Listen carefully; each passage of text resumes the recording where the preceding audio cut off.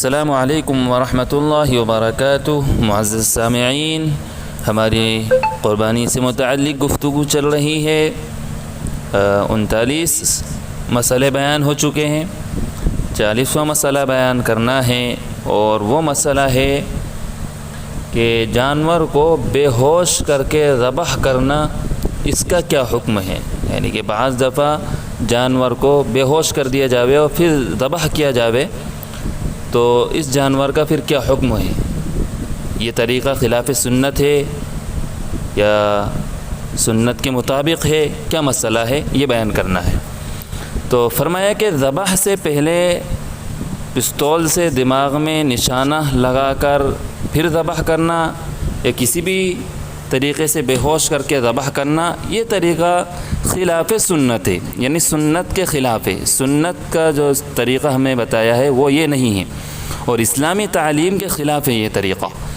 اس میں جانور کے حرام ہو جانے کا ظن غالب ہے، یعنی کہ غالب گمان یہ ہے کہ یہ جانور جو ہے حرام ہو سکتا ہے، اور وہ یہ کہ اگر اس ضرب یعنی اس چونٹ سے جانور کی ہلاکت متیقن ہو جاوے تو پھر اس کے گلے پر چھری پھیرنا بیکار ہوگا۔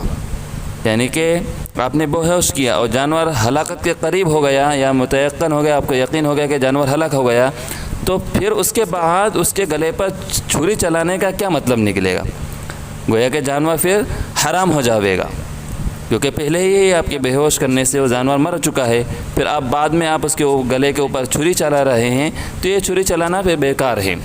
شریعت نے جو ذبح کو حلال ہونے کی شرط ٹھہرائی ہے، اس کی علت جیسا کہ نصوص سے واضح ہے، ثابت ہے، یہ ہے کہ بہنے والا خون ذبیحے کے بدن سے نکل جانا چاہیے، اور قواعد سائنس سے اس کا قوی احتمال ہے کہ جانور کی طبیعت اس کے ہوش کی حالت میں قوی ہوتی ہے، یعنی کہ جانور جب ہوش میں رہے گا تو یہ قوی امید ہے، اور بے ہوشی جس درجہ ہوگی اسی قدر اس کی طبیعت ضعیف ہوگی، کمزور ہوگی، اور خون کا خارج کرنا یہ فعل طبیعت کا ہے۔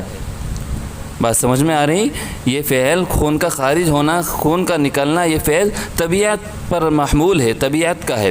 پس جس قدر طبیعت میں قوت ہوگی خون زیادہ خارج ہوگا، زیادہ نکلے گا، اور جس قدر طبیعت میں ضعف ہوگا، کمزوری ہوگی طبیعت کے اندر، خون اسی طریقے سے کم نکلے گا، خون کم خارج ہوگا۔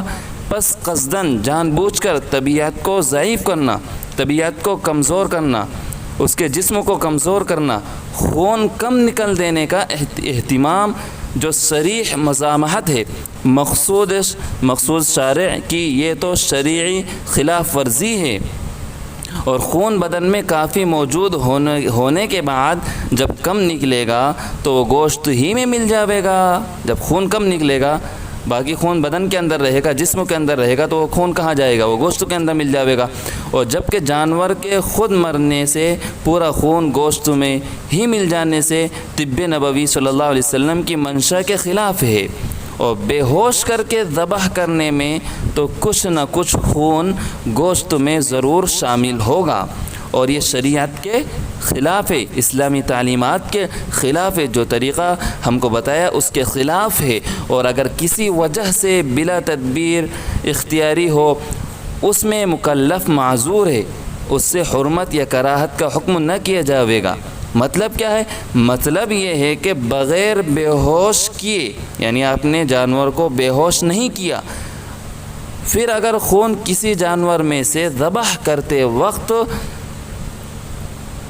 کم نکلے تو اس میں کوئی حرج نہیں ہے، کوئی مذائقہ نہیں ہے۔ بھائی ہم نے بے ہوش تو کیا نہیں ہے جانور کو، اس میں خون ہی کم ہوگا تو کم نکلا، تو اس میں کوئی حرج نہیں ہے۔